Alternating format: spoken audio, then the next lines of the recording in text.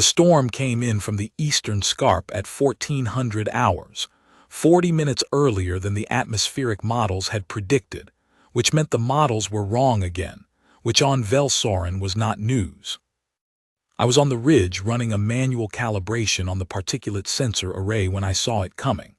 The haze was already amber at that hour. It was always amber on Velsoren, a permanent thin soup of suspended silicate dust that made every sunset look like the inside of a furnace and turned the noon sky the color of old brass.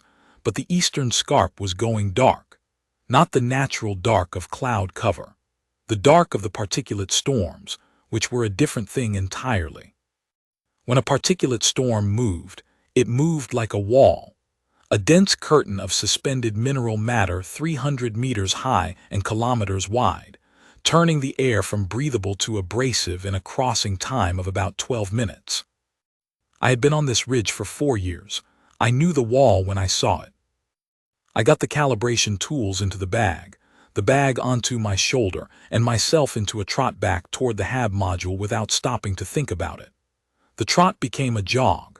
The jog became something faster than I needed it to be, because the dark was moving, and I have never entirely made peace with the way the Velsoren particulate storms eat visibility. Not gradually, not by degrees, but all at once, like someone throwing a blanket over the world. I made it to the HAB airlock with 4 minutes to spare by my wristband timer. I cycled through, stripped the outer layer, hung the equipment bag on its hook, and stood in the inner corridor listening to the storm take hold outside. On Velsoren, you could hear a particulate storm through the HAB walls.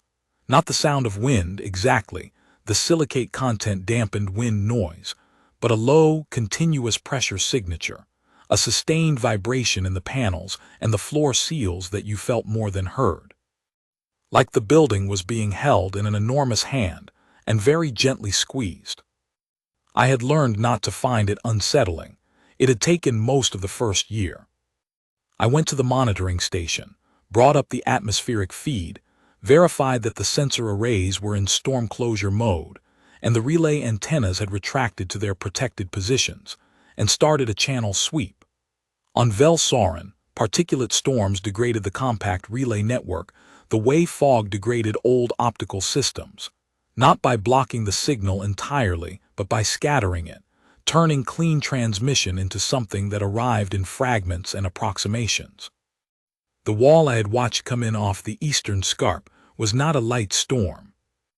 The network came back as 42% functional on primary relay, 11% on secondary, and a solid red status for the tertiary backbone, which was the deep root channel used by traverse parties in the highland interior. I noted all of this and started a log entry, because documenting atmospheric events and their effects on the relay network was 3/4 of what my posting here required of me. The other quarter was maintaining the physical infrastructure. The actual science of Velsoren's atmosphere was conducted by researchers in the lowland institutes. I was the person who made sure the instruments worked, and the data moved correctly from the ridge to the people who needed it. 4 years of making sure instruments worked, and data moved had given me a precise and thorough understanding of this particular patch of highland, and its particular patterns of breaking things. I was 4 lines into the log entry when I heard the sound from the equipment bay.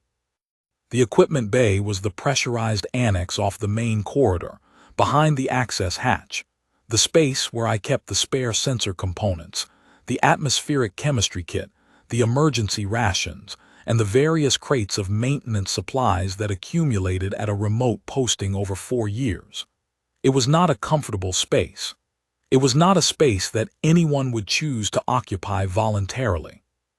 It was cold because the thermal management on that side of the module was older and ran at a lower efficiency than the main HAB, and it smelled of silicate dust and machine lubricant, and the particular flat metallic scent of compact tissue storage containers. The sound I heard from it was not mechanical. It was not the thermal expansion of panels or the cycling of a ventilation register. It was something more specific than that, and it made me stop typing and sit very still with my hands above the keyboard for a moment before I acknowledged what I had heard. It was a Velsorin pressure chirp, the kind the fauna made in the amber haze when they were using echolocation to map an unfamiliar space. I knew the sound because I had spent 4 years learning Velsorin biology as a practical necessity. The species reference index was part of the standard posting kit, and I had read it in the first 3 weeks and spent the following years adding marginal notes as I observed things the index had not predicted. Velsorin life was organized around pressure wave perception in the way that life on most worlds organized around light. The fauna felt the world before they saw it. They emitted sub-threshold pressure waves, read the echoes, and built spatial maps from the returns. Vision existed but was secondary.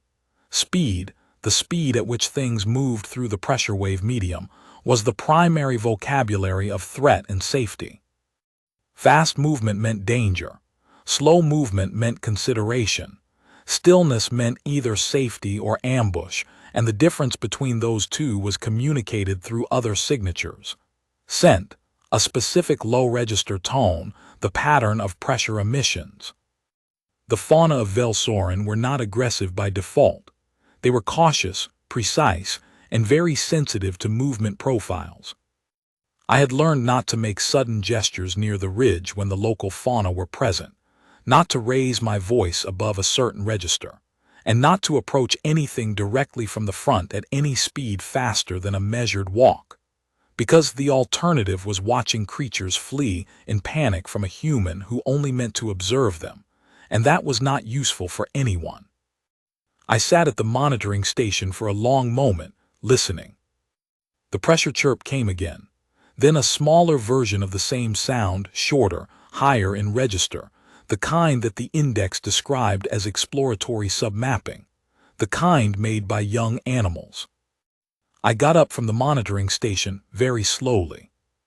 Not gradually slowly in the way a person moves when they are trying not to startle something and are overdoing it. That kind of theatrical slowness reads in the pressure medium as hesitation, which reads as indecision, which in Velsorin behavioral terms is somewhere between unfamiliar and potentially alarming. I moved the way I had learned to move after 4 years, at a consistent, steady pace, slow but purposeful, nothing sudden, no acceleration, no deceleration, smooth and even. I walked to the equipment bay hatch and opened it the same way. She was in the far corner, behind the second row of storage crates, pressed into the space where the wall met the floor. Not huddled, exactly, Velsorin children did not huddle. She was folded, limbs tucked close in the way the species reference index described as pressure-minimizing posture, the configuration that reduced the surface area a creature presented to the pressure medium when it was trying to go undetected. She was holding very, very still. She was small. The Velsorin were not large as a species, adults averaged about 1.5 meters, but this one was clearly a child, waist-high on me perhaps. Silver-pale skin with a faint bioluminescent ridge along the jaw line that pulsed very slowly, which the index told me was a stress indicator. The slower the pulse, the higher the internal arousal. Fast pulse meant calm. Slow pulse meant the opposite. Hers was slow. Her sensory membranes were extended. Every Velsorin had them, 2 wide, translucent structures behind the ears, the primary organs for pressure wave reception, roughly analogous to external ears but considerably more sensitive and considerably larger in proportion. In relaxed individuals, the membranes lay flat. In alert individuals, they extended outward to maximize reception area. In highly stressed individuals, they extended fully and held rigid. Hers were rigid. She was not looking at me. Velsorin eyes were small, recessed, and mobile, and her gaze was directed at a point somewhere near my left knee, not making contact, not avoiding contact, but aimed at a region of space rather than at me specifically. This was, I knew, how the species focused their pressure wave mapping. They were not making eye contact. They were reading my pressure signature. The first thing I felt, standing in the hatch of the equipment bay, was the reflex pull to do the things that humans do when they encounter a frightened child. To move closer, to crouch down to eye level, to reach out a hand, to say something soft and reassuring in a voice pitched for comfort. I knew from 4 years of living on this ridge that every single one of those impulses was wrong. Moving closer would read as approach behavior, pressure increase, which in the Velsorin medium signaled advance toward a target.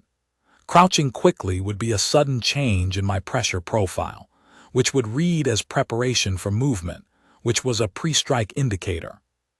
Reaching out a hand would be extending a surface into the pressure medium toward her, which would read as the opening of physical contact sequence. Speaking in a soft, gentle human voice would be producing a sound in a register, and at a speed that meant nothing in her perceptual vocabulary and might, depending on the tonal harmonics, pattern match to something unpleasant. So I stopped. I stopped in the hatch of the equipment bay, and I did not move toward her, and I did not crouch, and I did not reach out, and I did not say anything. I stood where I was at a velocity of 0, and I let my breathing even out and I waited. The pressure chirp stopped. The exploratory submapping went silent. She was listening to me now, not with her eyes, with everything else. I had 2 options. I could back out of the hatch, close it, and leave her in the equipment bay for the duration of the storm, which had the advantage of not stressing her further and the disadvantage of leaving her alone in a cold room for an unknown number of hours with no food, and whatever had already happened to her before she ended up here.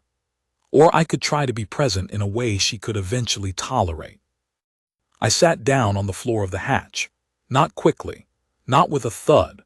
I lowered myself in stages, measured, even, continuous, until I was seated with my back against the door frame and my legs in front of me and my hands resting on my knees. The hatch put me 4 meters from her. 4 meters was a reasonable distance, close enough that my pressure signature was clearly present. Far enough that the local amplitude was low. I was not crowding the space. I sat still. She held still. The storm pressed against the module walls with its low, sustained vibration, and the 2 of us occupied the equipment bay in a mutual condition of motionlessness, and I thought about the problem of her being here. She was Velsorin. She was young. She was alone. The equipment bay had no exterior access that I had ever been able to find. The only way in or out was through the main corridor hatch, which I had just come through, which meant she had been inside the HAB module, which meant she had come through the airlock at some point before the storm hit, which meant she had been traveling or had been with people who were traveling and was now here without them. The traverse routes through the highland interior were used by Velsorin family groups moving between seasonal grazing grounds and trading posts. It was not unusual for traverse parties to use the relay station as a waypoint. There was a formal provision for it in the station's operating charter, and I had hosted traverse parties before. They came, they rested in the corridor, they replenished water from the station's atmospheric condenser, they departed. I was never entirely sure how much my presence as the resident human factored into their comfort level. The adults of the traverse groups I had hosted had been courteous and distant, which I had learned was Velsorin for comfortable enough to be civil. They had not stayed long. This child was here, and no one else was. I thought about that for a while. The storm had come in 40 minutes early. A traverse party with 40 minutes less warning would have had difficult choices. If they were close to the station, they might have tried to reach it. If not, they would have gone to ground. The highland had natural shelter features, overhangs and crevices in the scarp face that could protect against a particulate storm. The traverse groups knew the highland. They would have known their options. The child must have been close to the station, close enough to reach it before the wall hit, but her family had not made it in with her. I thought about the tertiary relay backbone showing solid red. I thought about the traverse parties and their communication habits. They carried personal comms units, small handheld devices tuned to the tertiary channel. Under normal conditions, those units reached the relay station clearly. Under the current storm conditions, they reached approximately nothing. I noted all of this and held still and watched her. After a while she moved. Not much, a small repositioning, a fractional shift in the angle of her folded limbs, but the pressure-minimizing configuration loosened slightly. The membranes were still extended but not entirely rigid.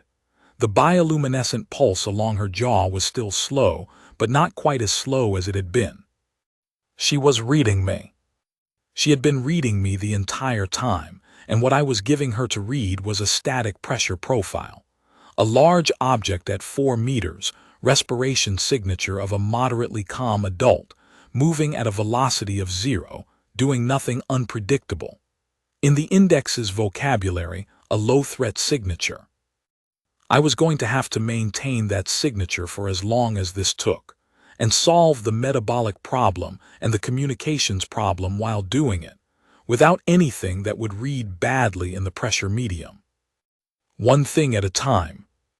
She was a Velsoran child, and she was in metabolic stress, and I knew what that meant because I had read the species reference index, and then added 4 years of marginal notes to it. Velsoran metabolic cycles were not synchronized to clock time the way compact standard nutritional intervals were.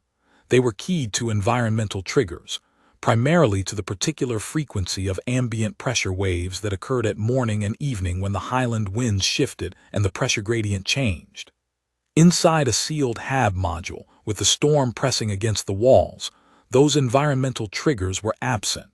She had been here for, I did not know how long. Long enough for the stress indicators to be at the levels I was reading. Velsoran nutritional requirements were documented in the index. The core compounds were not exotic. Several of them were available in the atmospheric chemistry kit, which I kept in the equipment bay for the standard reasons. Atmospheric monitoring sometimes required in situ chemical analysis, and the kit was rated for a range of compact standard uses, but which also happened to contain several compounds that mapped, by molecular structure, to the index's listed nutritional requirements. I was going to have to get to that kit. The kit was in the equipment bay. The equipment bay was the same room she was in, and I was going to have to reach it and open it and work with it without doing anything that registered as fast. I gave it another 20 minutes first. 20 minutes of sitting still, of even breathing, of producing nothing in the pressure medium that she had not already accounted for and filed under acceptable. I watched her jaw pulse. It was faster than it had been. Not fast, not the quick, easy rhythm of a calm animal, but faster. Progress. When I moved the way I had learned to move on this ridge. Continuous, even unrushed. I shifted my weight, drew my knees up, got onto my feet through a process that an observer would have called slow, but that I preferred to think of as deliberate. I paused when I was standing, gave the new pressure profile time to register and be categorized. Then I walked to the atmospheric chemistry kit at the same measured pace, each step placed with the same pressure as the one before it. No variation, nothing the Velsoran in the corner could call irregular. The kit opened quietly. I found the compounds I needed. I had read the index recently enough that the names were still present, and the kit had a contents list printed on the interior lid, and I cross-referenced the two without rushing. Then I found the water reservoir, which was a standard piece of compact tissue emergency kit, pressurized and with a mixing port for soluble compounds. I mixed what the index said to mix, in the proportions it gave, which I had committed to notes years ago on the reasonable grounds that you never knew when the information would matter. The result was not visually appealing, a slightly cloudy pale solution, but the index was not in the habit of making aesthetic judgments about nutritional compounds. I did not walk toward her. I was not going to walk toward her. I set the mixing container on the floor between me and the second row of storage crates, not close to her, not close to me, in the middle space, and then I walked back to the hatch door and sat down again. She had watched me do all of this. Her membranes had tracked me through the whole sequence. The exploratory submapping had been running the entire time. She had been building a model of what I was doing and filing it against the existing model of what I had been doing, and I could not read that model the way she was building it, but I could read the jaw pulse, and the jaw pulse was faster now than it had been when I walked to the kit. The middle space sat between us. The container sat in the middle space. I waited. She moved before I expected her to. Not quickly, she was Velsorin, and everything she did was measured against the pressure medium and carefully considered, but she moved. From the corner away from the wall into the space between the storage crates. One step. A pause. Her membrane swept toward the container. Another step. She was mapping the container, running it through the pressure wave, sampling the way she had run me through it, building its profile, determining what it was and whether it was safe, and what it meant that the large static thing by the door had placed it in the middle of the floor. It took her a long time. I sat with my hands on my knees and let it take as long as it needed. When she reached the container, she lowered herself to it in the same measured, deliberate way, nothing abrupt, nothing fast, and she drank. Not quickly, not greedily, but steadily and completely, which was what the index said Velsorin children did when they were addressing a genuine metabolic need rather than an incidental thirst. I did not say anything. I did not move. I sat at the hatch door 4 meters away and watched her drink the cloudy pale solution that I had put together from the atmospheric chemistry kit, and I thought it was one of the better things I had done with the kit in 4 years. When she was done, she moved the container aside and she looked at me. Not with the indirect spatial focus she had been using while she mapped the room, with her eyes small, recessed, mobile, and now directed at my face. I had read in the index that direct eye contact in the Velsorin was not a threatening or challenging behavior. It was an acknowledgement, a confirmation of presence. It meant the observer had built sufficient model of the other party to feel confident enough to acknowledge them explicitly. She had built enough model of me.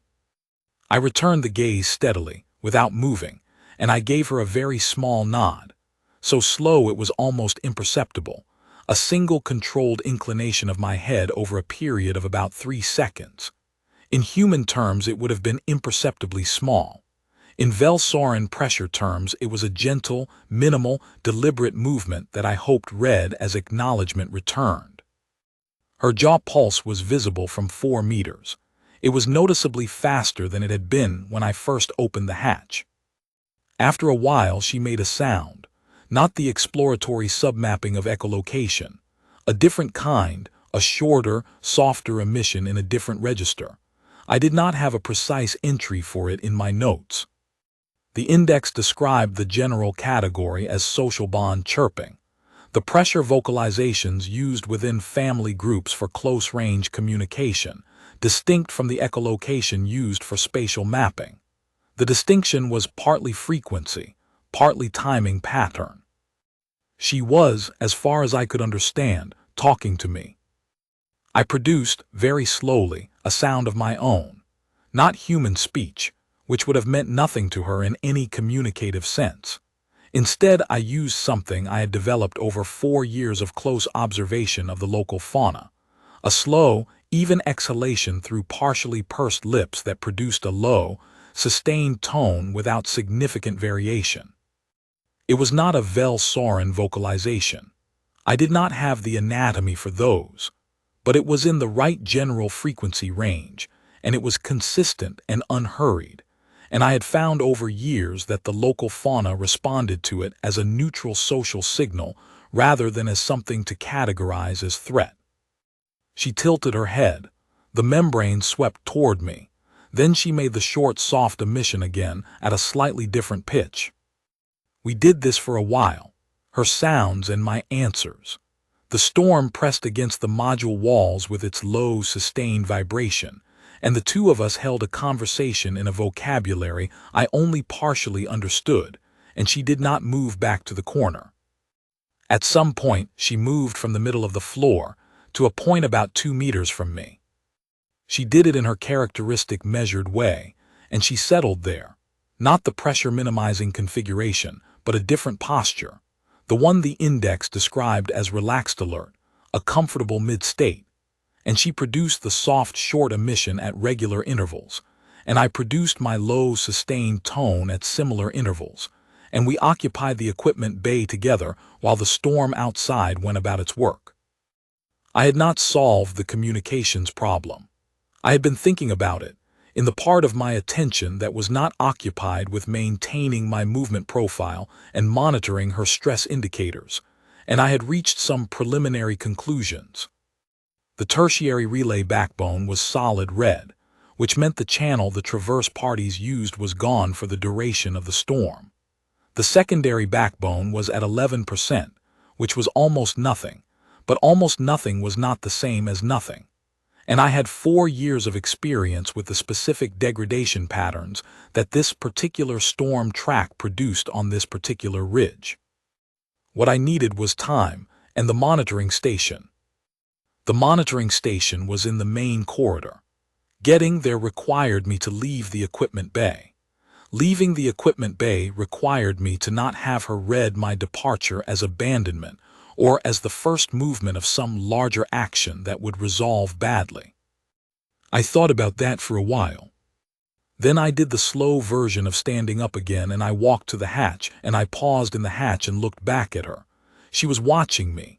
Membranes out, jaw pulse, I checked, still noticeably faster than the initial readings. She was tracking my departure. I walked into the main corridor and left the hatch open. The logic of the open hatch was simple. She could read my pressure signature through an open hatch. She could not read it through a closed one. A closed hatch from the inside of the equipment bay would be the equivalent of my pressure signature vanishing, which would read as the removal of the known low-threat object from the environment, which would leave her alone in the room with only the unknown. The storm, the cold, whatever had happened to her family. I kept the hatch open and walked to the monitoring station.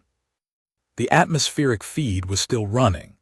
The storm was settled over the eastern highland, which the models now said would last 8 to 12 hours, which was a wide enough range to mean they were still not sure, which was the usual situation. I pulled up the communications console and started working through the channel options. Primary relay, 42% functional, which was better than I usually saw during a full particulate storm. The primary backbone was the one used for official compact traffic, my reporting channel, the data feed from the sensor arrays. It was rated for higher degradation than the tertiary channel and had better error correction built into its transmission architecture. It was not, however, the channel used by civilian traverse parties. I could reach the compact regional network coordinator through the primary channel, and they maintained contact information for traverse parties that had registered their routes before entering the highland interior. I opened a channel request on primary relay, flagged it as welfare inquiry under the standard compact provision, and sent the traverse party registry query. Velsoran party, highland interior, route area matching the eastern approach toward my station's position. Storm timing consistent with the wall that had come off the eastern scarp that afternoon. I sent it, and then I got up and walked back to the equipment bay hatch and sat down in it. She had not moved. Relaxed alert posture, jaw pulse at a rate I was now reading as the upper range of moderate stress rather than the lower range of high stress, which was an improvement over the first hour. She produced the soft, short emission when I settled back into the hatch. I produced my low, sustained tone. We resumed our conversation about nothing specific. The reply from the regional coordinator came back in 37 minutes, which was slower than usual for the primary channel, but not alarmingly slow given conditions. They had a registered traverse party in the relevant route area, a family group of 7 adults and 1 child, registered out of the Lowland station at Kethmoran 3 days prior, with an expected waypoint at my station, and then onward to the seasonal trading post at the Ridge Plateau. The contact registration for the party was a name, and a personal comm unit address on the tertiary channel. The tertiary channel was solid red. I sat with that for a moment, then sent the reply acknowledging the information and flagging that the child of the party was currently sheltering at my station, welfare status stable, communications with the party currently blocked by storm conditions. I requested that the regional coordinator attempt contact through any available alternative channel. Then I went back to the communications console and looked at what I actually had available. The secondary backbone was at 11%. 11% was not a usable channel for voice communication or data transmission. What it was usable for was pulse signaling, very short, very simple, high-power emissions that could punch through particulate degradation better than complex waveforms, because they did not need to maintain signal integrity across their full duration, only to be detectable at the receiving end. Traverse parties carried personal comms units on the tertiary channel. Those units had a backup pulse receiver, a standard compact safety feature that was supposed to give a basic alert capability even in degraded conditions. The pulse receiver operated independently of the main channel and could detect a sufficiently powerful signal at a much lower effective throughput than voice communication required. I had a high-power transmission mode on the secondary backbone. I had used it twice in 4 years. It drew heavily on the station's power reserves, and I could not sustain it for long periods, but it did not need to be sustained, only transmitted at sufficient power to reach a personal comms unit somewhere in the highland interior. I calculated the distance, the power requirement, checked the reserves. Enough for 3 attempts at full power without risking the core systems. The pattern for shelter confirmed was documented in the Compact Emergency Communications Index, which was similarly dog-eared from use. I set it up on the secondary backbone and looked at it for a moment. Then I got up, went to the hatch, sat down, and spent 10 minutes in the equipment bay making sustained tones and listening to the pressure chirps, because she had been alone for a long time already, and the 10 minutes were not going to change the transmission outcome, and they were going to change something for her. Her jaw pulse was faster now than it had been at any point since I found her. I went back to the console and ran the first transmission. High power, secondary backbone, shelter-confirmed pattern, 3 repetitions over 60 seconds. The power draw showed on the reserve meter, and I watched it decline and return to baseline and noted the numbers in the log. Then I waited. The wait was the hardest part. Not because I had no other work to do. There was always log data to process and sensor readings to check and the atmospheric feed to monitor, and I did all of those things, but because the weight was structurally out of my control. Either the signal got through to a functioning pulse receiver, or it did not. Either the receiver's owner was within range and the personal comms unit was powered, or it was not. Either the storm's particulate density between my transmitter and their location was thin enough in that specific corridor, or it was dense enough to absorb even a high-power pulse, which was also a real possibility. I went back to the equipment bay twice during the wait. She had moved again, not back to the far corner, but to a new position about a meter from the hatch, on the side closer to the main corridor. She was tracking me when I moved. The membranes were following my pressure signature through the module. She was orienting toward me. On the second visit, I sat in the hatch for a while, and she produced a longer version of the soft chirp, sustained, with a slight variation in pitch at the end that the index did not have a precise entry for, but that the general description of social bond vocalization suggested was a form of address. She was, as best I could interpret it, talking to me directly, not mapping the room, not emitting an exploratory probe, talking. I gave her the best answer I had, the low sustained tone, and then, on impulse, I added a slight variation at the end, a very gentle rise in pitch, not much, but enough to produce a different shape than the uniform emission I had been using. If her variation meant something, mine might mean something back, or it might mean nothing. I did not know. I offered it because it was what I had. She tilted her head again. Both membranes swept toward me. And then she made the same variation, a slightly different one, in a slightly different register. And I could not parse the exact meaning, but I was fairly certain it was not nothing. The signal came through at hour 4 of the storm. I was at the monitoring station when the secondary backbone receiver registered an incoming pulse. Not voice, the secondary was not capable of voice at these conditions, but the pulse pattern was clear enough to read. A response to shelter confirmed. The traverse party pattern, received. They were out there, they had a functioning pulse receiver, they had read my signal. I sent back position confirmed and holding steady. Then I sent it again. Then I sat and worked out what I could do next, which was limited but not nothing. The traverse party knew where I was. They knew the child was sheltered. The question was whether they could reach me, and that question depended on where they were in the highland interior and what the storm was doing between them and my station. I could not read their location from a pulse signal. I could not give them navigation assistance over the secondary backbone. What I could do was transmit position confirmed at regular intervals for the remainder of the storm, so that they had a directional beacon even if they could not communicate back. I set the system to transmit position confirmed every 15 minutes at moderate power, enough to be trackable without depleting reserves before the storm lifted. Then I went back to the equipment bay and sat down in the hatch. She was at the 1-meter mark on the corridor side. She had been there for a while, I thought. Her posture was not the relaxed alert of earlier, but something between that and the pressure minimizing, a slightly tighter configuration, membranes fully extended, jaw pulse in the middle range. Monitoring. I wondered what she made of the pattern my comings and goings had described over the last 4 hours.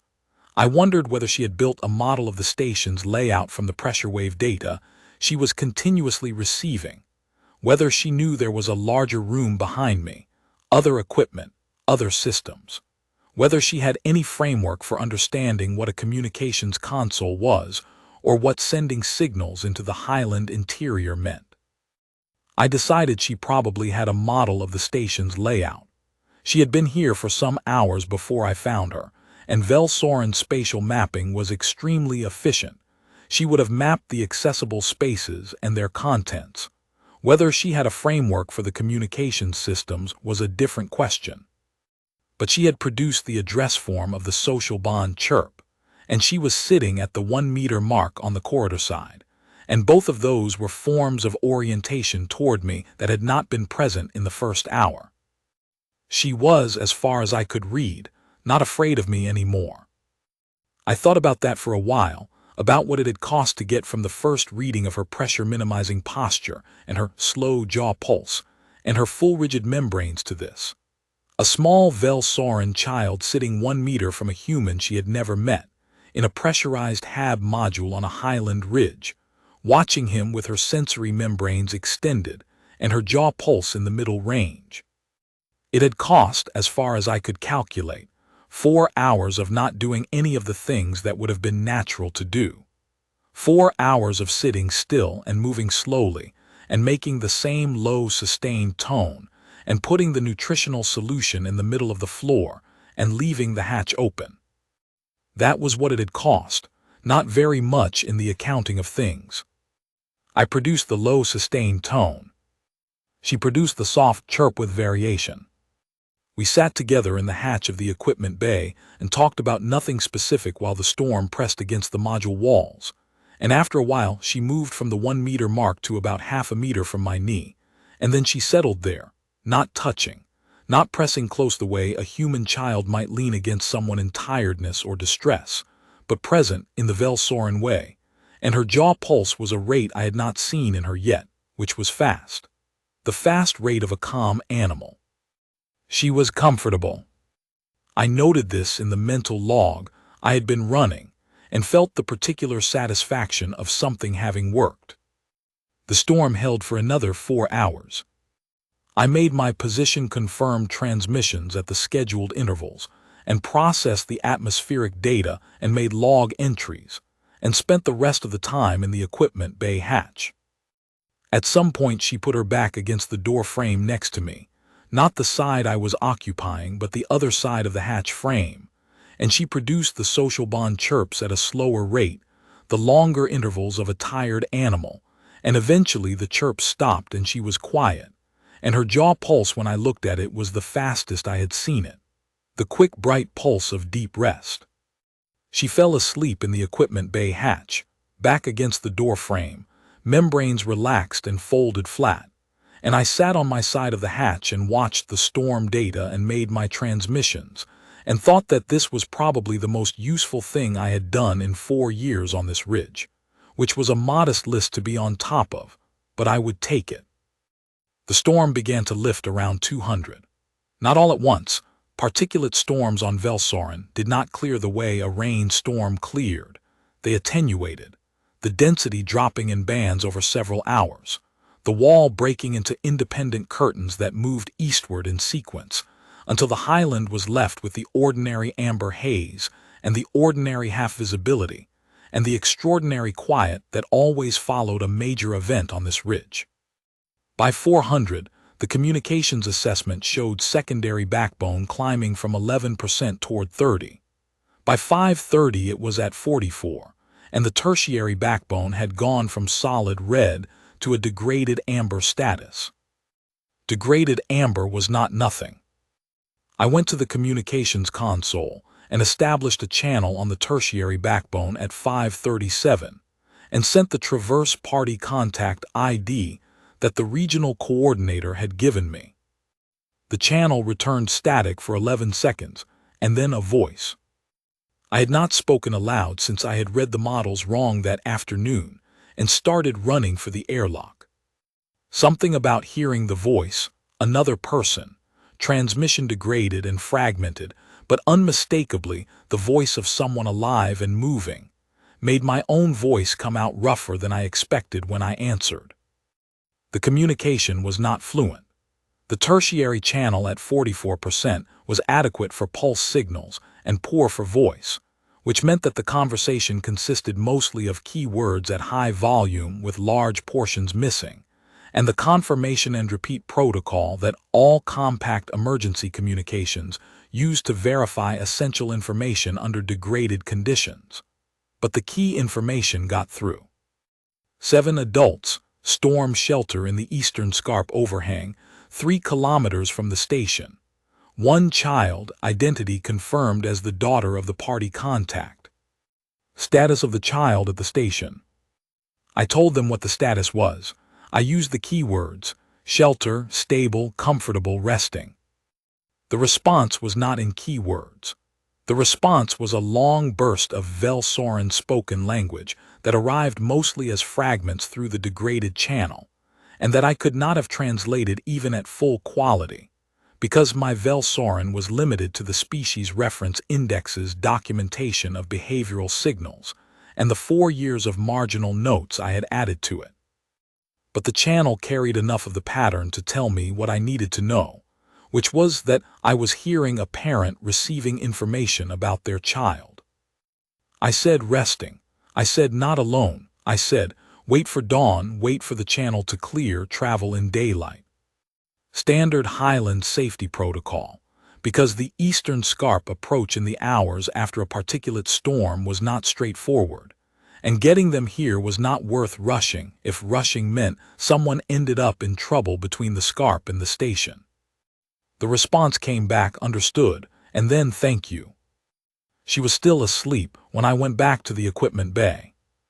I stood in the hatch for a moment looking at her, the folded, quiet configuration, the flat membranes, the quick bright jaw pulse of real rest, and I thought that the particulate storm that had come in 40 minutes early, which had been bad news for the atmospheric models and the traverse party, and probably for several other things I had not yet discovered, had also put one small Velsoren child in an equipment bay with a human who happened to know not to move too fast.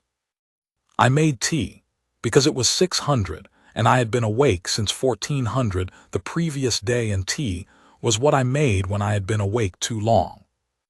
Then I went back to the monitoring station and logged the communications contact and updated the storm report and sent the status update to the regional coordinator, who replied within minutes that they were grateful for the confirmation and would relay to the way station at Kethmoran. She woke up around 700. I was in the equipment bay hatch when she woke. I had brought the tea with me, on the grounds that being in the hatch was where I was going to be when she woke, and the tea was going to go cold if I left it in the main corridor. She came back to waking the way the species reference index described.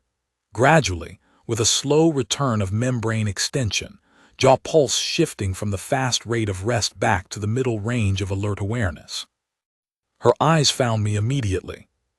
I said good morning, which was meaningless in any communicative sense, and then I produced the low, sustained tone, which was at least a known quantity. She produced the social bond chirp. Good enough.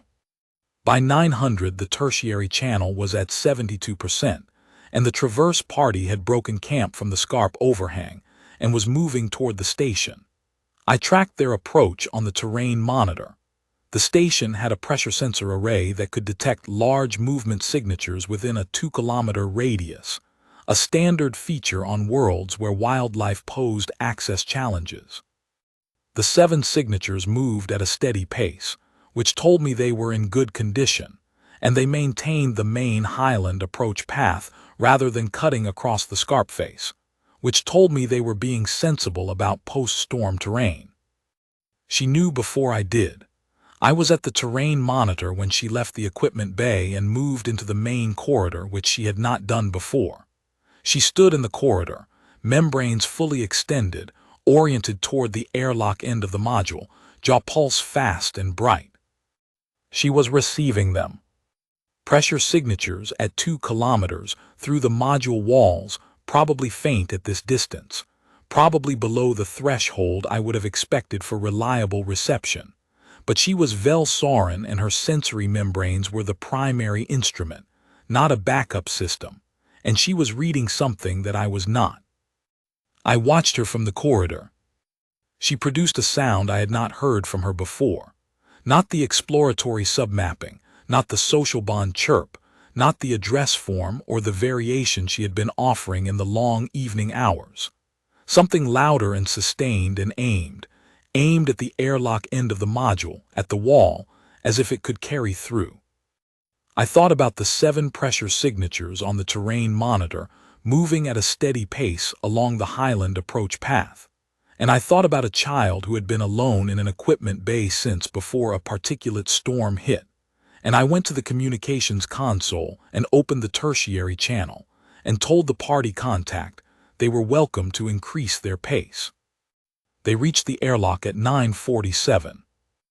I cycled them through in 2 groups of 3 and 1 group of 1, which was the capacity limit of the outer airlock chamber, and I stood to one side of the corridor in my measured, even, unhurried way while they came through, because even if most of them had more experience with humans than she'd had the previous afternoon, the post-storm arrival of 7 people was already a significant pressure event, and adding my movement profile to it without consideration seemed like the wrong contribution. The reunion was not something I watched. I was at the monitoring station, running the post-storm checks that the sensor array required after any major particulate event, and the sounds of it came through the corridor, not comprehensibly, not in any form I could translate into words or narrative, but clearly enough in register and pattern to need no translation. After a while, one of the adults came to the monitoring station. She was tall, even for Velsorin, a head taller than the average I had observed at this posting, with the same silver-pale skin and the same oversized sensory membranes, and she stood at the entrance of the monitoring station for a moment before she spoke. Her compact standard language was better than I expected. Not fluent, but serviceable, with the careful pacing of someone who had learned it from the index documents rather than from conversation, and was applying it precisely. She said, "I am told my daughter drank something you prepared." I said yes. I told her what it was, the compounds, the proportions, the reasoning from the species reference index. She listened with the kind of attention that does not interrupt.